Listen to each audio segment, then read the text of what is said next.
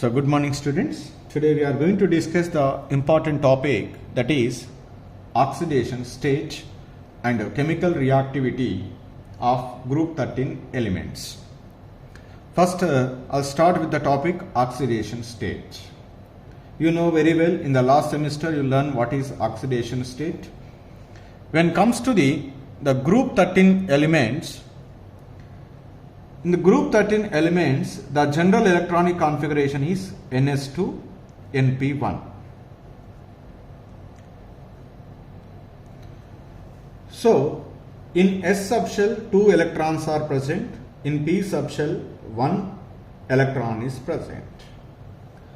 Normally, by loss of these 3 electrons, we are getting some stable electronic configuration. That is belongs to any one of the noble gas, that is depends upon the element which we taken from group 13. Therefore, all the group 13 elements can shows maximum of what is the oxidation state. By loss of 3 electrons, what is the charge is developed here? Plus 3. That's why I write one statement: all the group 13 elements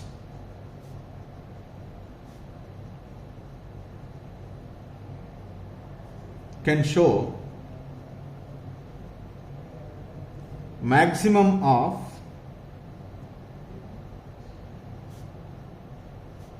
plus 3 oxidation state. Plus 3 oxidation state. So let us first comes to the boron. Boron electronic configuration is 1s2, 2s2, 2p1. Suppose if you remove one electron, say for example, it is B plus, just for our understanding, 1s2, 2s2. Then remove the one more electron, that is second electron. Then we get B plus 2. The configuration is 1s2, 2s1. So, remove the third electron, we get B plus 3, here 1s2. To remove the first electron, whatever the energy is required is IE1, first ionization enthalpy. This is second ionization enthalpy. This is third ionization enthalpy. When we added the first ionization enthalpy, second ionization enthalpy and third ionization enthalpy in case of boron, we get the large value. The large value we are getting. That means the very high value, very high amount of energy is required. That's why, because of this large value of ionization enthalpies of first, second and third, the boron cannot form plus 3 ions. So it can show plus 3 oxidation state by formation of covalent compounds in sharing only. So that's why I write one statement here, that is boron cannot form plus 3 ions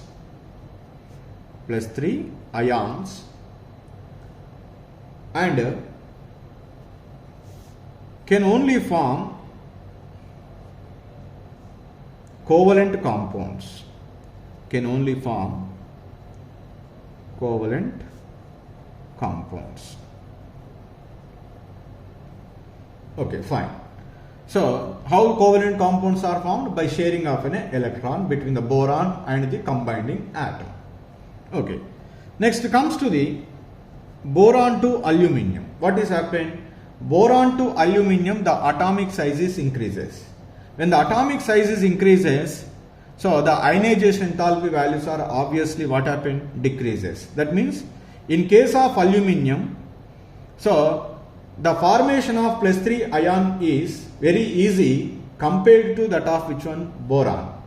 That's why the aluminium can easily form Al plus 3 ions, because there is a considerable decrease in the sum of the first 3 ionization enthalpy values. That's why I write one statement is here. As we move from as we move from boron to aluminum, the sum of first three ionization enthalpy values,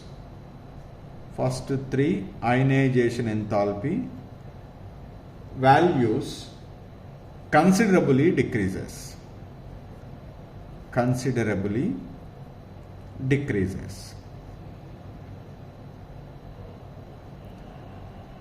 As a result, and therefore considerably decreases, and therefore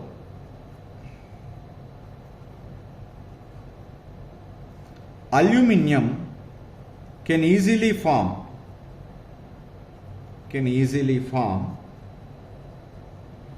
Al plus 3 ions.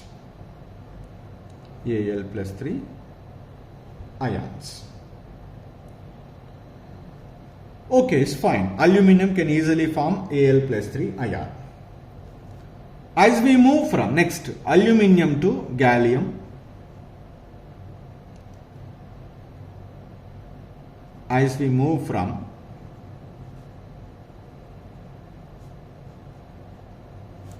aluminum to gallium, gallium to indium, indium to thallium. What is happened? Does they are able to form plus 3 ions very easily or not? As we move from aluminum to gallium, gallium to indium, indium to thallium, the formation of the plus 3 ion capacity is decreases again. That means which can be easily form plus 3 ion in the group 13 elements, that is aluminum. Aluminum to gallium, gallium to indium, indium to thallium, the formation of plus 3 ion capacity is what happened? Decreases. Why? Because when we move from aluminum to gallium, here 3d orbitals are involved. Gallium to indium, 4d orbitals are involved. Indium to thallium, 5d and 4f orbitals are involved. You know very well. So, in the case of this here aluminum, the electronic configuration is 3s2, 3p1, here 4s2, 4p1, here 5s2, 5p1, here 6s2, 6p1. This is the outermost shell in case. This D and F orbitals are having the poor shielding power. Because of the poor shielding power, the electrons present in the outermost shell are strongly bound to the nucleus.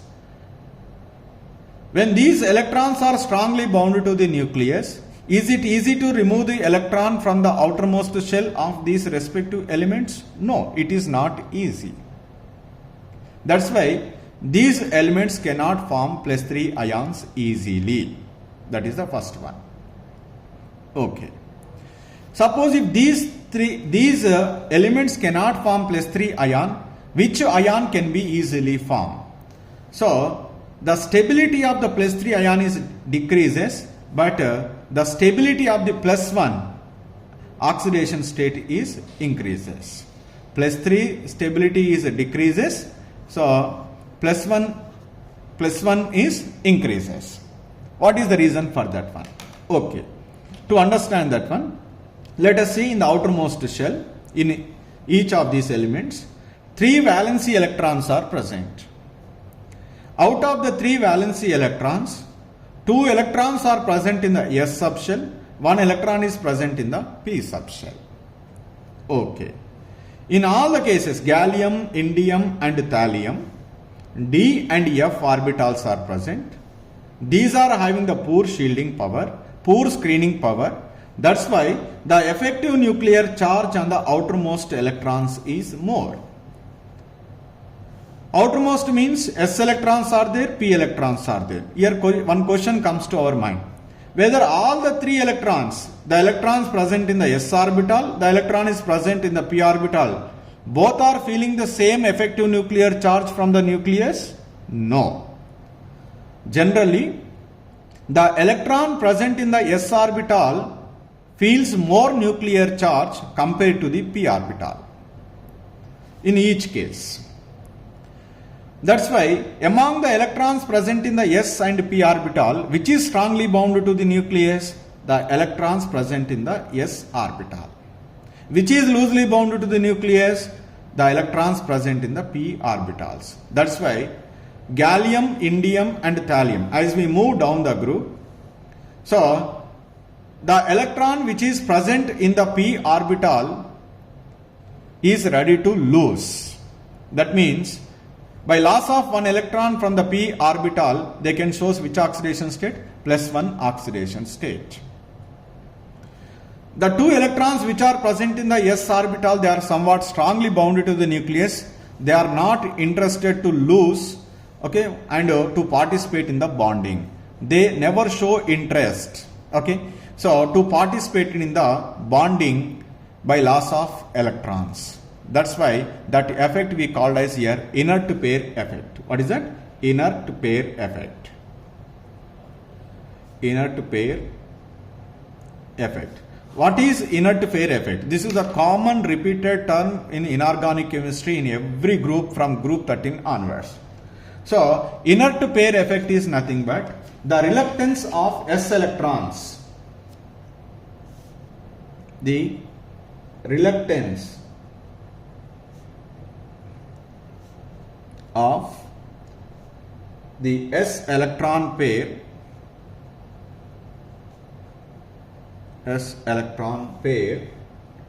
to take part in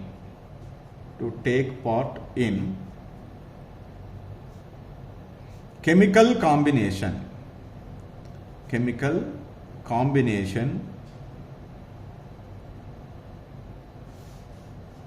is called inert pair effect. Inert pair effect. That means reluctance means they are not showing any interest to lose the electrons present in the s orbital. They are ready to lose only one electron. That's why they can show +1 oxidation state in addition to the +3.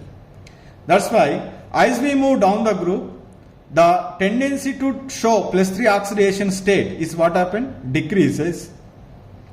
As we move down the group, the poor shielding effect is what happened? Increases, because here only d orbital, but here which one? D and F. F orbital is more poor shielding power compared to the D. That's why here more effective nuclear charge on the outermost electrons. That's why here only one electron is ready to lose, not S1. S1 is somewhat strongly bound to the nucleus compared to the 5s2 and 4s2. That's why the thallium is always ready to show which oxidation state? +1. Aluminium is always ready to show which oxidation state is +3. That means as we move from aluminium to thallium, the stability of the +3 oxidation state is what happened? Decreases. As we move from aluminium to thallium, the +1 oxidation state stability is what happened? Increases. So that is the statement we need to be right. Here the +1 oxidation state, the +1 oxidation state in its compounds becomes more stable,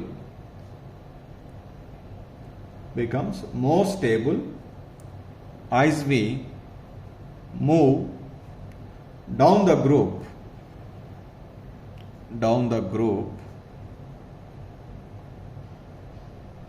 from aluminium to thallium. What is the reason under? That is simple reason you write due to inert pair effect. They are ready to lose only one electron. They are not ready to lose all the 3 electrons, because the electrons present in the s orbital are somewhat strongly bound to the nucleus compared to the electron present in the p orbital. So in case of the thallium, the poor shielding power is more. That's why the s electrons are somewhat strongly bound to the nucleus compared to the rest of the s electrons, and p electron is ready to lose. That's why thallium can show +1 oxidation state instead of +3, whereas aluminium always can show +3 oxidation state instead of +1. So that's why the plus 1 oxidation state stability here, so simply stability decreases as we move down the group. The plus 1 stability is what happened? Increases. So somebody may ask the question like this. Thalous compounds are always said to be more stable than thallic compounds. Us means less oxidation state. Ic means more oxidation state. Group 13 elements can show two oxidation state, plus 1 and plus 3. Plus 3 is the common oxidation state. But however, plus 3 is not stable in all the cases. So the plus 3 is more stable for aluminium. Plus 1 is more stable for thallium. So here thalous means plus 1, thallic means plus 3. Ti plus 1 and Ti plus 3. Which compounds are said to be more stable? They may ask the question. The thallium plus 1, that is thalous compounds are always said to be more stable than thallic compounds, that is Ti plus 3. Why? Due to inert pair effect. Like that. Simple. Instead of writing everything, just you write one sentence. Due to inert pair effect, thalous compounds are always said to be more stable than thallic compounds. So final conclusion is here. The 2 or 3 points. The first point is generally the group 13 elements can show the plus 3 oxidation state. But however, the first element of group 13 boron never form B plus 3 ion, because the first 3 ionization enthalpy values, some of those values are very high. That's why the boron can show plus 3 oxidation state by formation of covalent compounds. That is the first one. But from boron to aluminium, there is a sharp decrease in the sum of the first 3 ionization enthalpy values. That's why the aluminium can easily lose the electrons, all the 3 compared to boron. That's why aluminium can shows the oxidation state plus 3 by formation of Al plus 3 ions. But as we move from aluminium to gallium, gallium to indium, indium to thallium, the showing of plus 3 oxidation state is decreases. That is because of the poor shielding effect of D and F orbitals. So, but as we move from aluminium to thallium, the plus 1 oxidation state stability is increases. That is due to the inert pair effect. The electron present in the p orbital of each element valency shell is ready to participate compared to the electron present in the s orbital. That's why the plus 1 oxidation state stability is increases, plus 3 oxidation state stability is decreases due to the poor shielding effect of d and f orbital and inert pair effect respectively. This is about the oxidation state. Next comes to the chemical reactivity. So generally we know very well, just now we discussed in the last class, boron is a non-metallic and it is in crystalline form and it is very hard compared to the rest of the elements and is inert and non-conducting. But amorphous boron is highly reactive compared to the crystalline boron.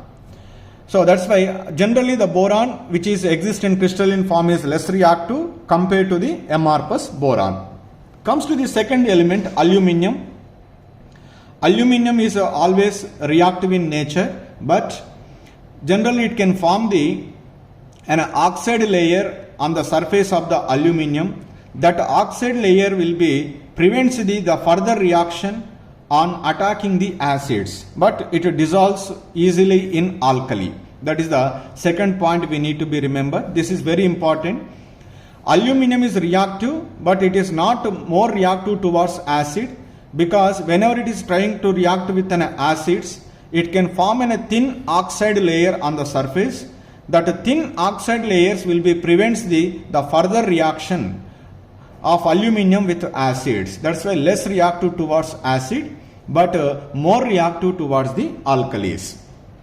The rest of the elements, gallium, indium and thallium, they are relatively soft and they are highly reactive in nature. They are ready to dissolve in acids. So this is the chemical reactivity. Boron is less reactive compared to aluminium. Aluminium is more reactive other than acids, but the rest of the elements are also will be reactive like aluminium. Just now I said in the oxidation state, the boron generally form the which compounds? Covalent compounds by sharing of 3 electrons, because in order to formation of the ionic compound, it should be lose the 3 electrons. To lose the 3 electrons, definitely it requires more amount of energy. That energy never compensated by either lattice energy in solids or hydration enthalpy in aqueous solution. That's why the boron never form B plus 3 ions or never form the ionic compounds. Always the boron can form the covalent bonds by sharing of electrons. But whereas the other elements are form the ionic compounds, they are not like the boron. Generally they are forming always the ionic compounds. The compounds which are formed by these group 13 elements are generally they are trivalent in state, but thallium is never formed in the trivalent state compound because that compounds are not more stable. In trivalent state, thallium can show plus 3 oxidation state. But plus 3 oxidation state is said to be more stable for thallium? No. Which oxidation state is stable? Plus 1. That's why except thallium, all other elements are forming the compounds in trivalent state. So in trivalent state, around the central atom, how many electrons are present? 6 electrons are present. But generally according to the octet rule, the central atom must be get the octet configuration. That means around the central atom 8 electrons should be present. But the compounds formed by this group 13 elements never have the 8 electrons around the central atom. Let us take here BF3. Around the boron 2, 4, 6 electrons are present. BCl3. Around this one the 6 electrons are present. How many electrons are deficient? 2 electrons are deficient to get the octet configuration. That's why these are treated as electron deficient molecules. According to the Lewis concept of acid base, we discussed in the acid base concept. According to the Lewis acid base theory, whichever it is ready to accept a pair of electron, that is called as which one? Lewis acid. Which are ready to accept a pair of electron, which are electron deficient in nature. Does the compounds formed by the group 13 elements are electron deficient or not? Yes, electron deficient. That's why these trivalent state compounds of group 13 elements are generally treated as Lewis acids. These are ready to accept a pair of electron from the Lewis bases. Let us take here one example, BCl3 plus NH3. Around the boron, 3 chlorine atoms are connected through 3 bonds. 3 bonds means 6 electrons. Here 2 more electrons are needed. So that means it is treated as electron deficient molecule. It is called Lewis acid. So here NH3 is there. It is ready to donate a pair of electrons to the boron. So by donating a pair of electrons to the boron, around the boron 8 electrons are present. So like that, the Lewis base can donate a pair of electrons to the Lewis acid. Here sometimes, when we see the group 13 elements, boron, aluminum, gallium, indium, thallium. Whether now thallium never form the trivalent, only boron, aluminum, gallium, indium. When we see these 4 elements, if I keep here, which is ready to accept a pair of electron. In order to accept a pair of electron, the space is needed. So as the size of the atom is increases, generally, that is not ready to accept a pair of electron because there should be some repulsions are also exist.